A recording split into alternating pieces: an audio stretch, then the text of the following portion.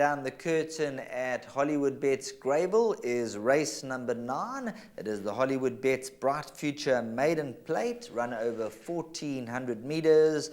Race time 16:53. Competitive end to the meeting. And just to give you a little bit more input, we're going to have a look at the reruns of Mr. Maloney when finishing 4th, Giambattista when running 3rd, and an interview with trainer Tony Riverland.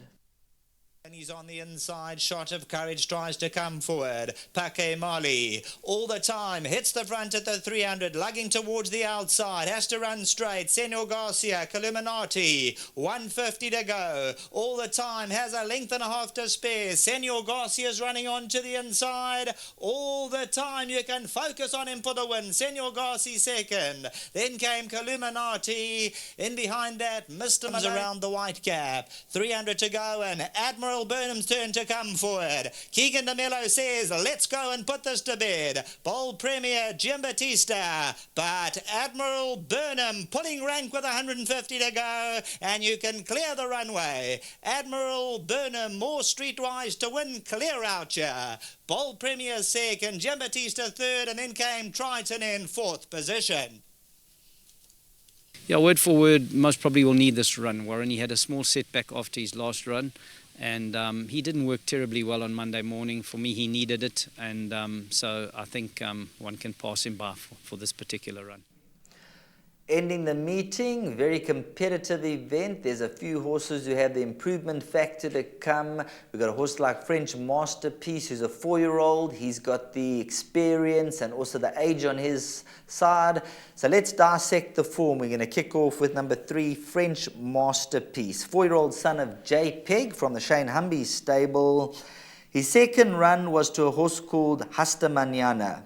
He got to a length and a quarter of Hasta Mañana, and we all know Hasta Mañana came out to win the Model Man Mile and followed up with a fair graduation victory, beating some fair horses there.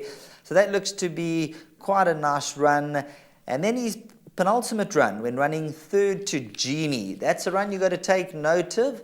Come on really well from that improvement factor and French Masterpiece. Horses that have come through, Black White Dynamite, Running Rifles, and Billy Bazooka. Well drawn for Donovan Dillon, Shane Humby. 1,400 meters could be ideal, and last time was drawn out very, very poorly. So I think the draw change around could turn the pendulum in the favor of number 3, French Masterpiece. That is the horse they have to set their sights on. But saying that, I'm quite keen on number 4, Mr. Maloney. 3 runs to date. First opener, over 1,200 behind Humdinger with the steel shoes and blinkers. Then came back and ran a fair 6 behind Running Rifles, and the career best was 4th to All the Time last time out over 1,200 meters. Gives the impression that the distance is going to be ideal. Jason Gates, he has a perfect draw. He'll be in the vanguard. He'll be right alongside French Masterpiece. And I feel these are the 2 horses that should fight out for the victory. You go down to number 6, Pedro, from the Gareth Van Zyl stable.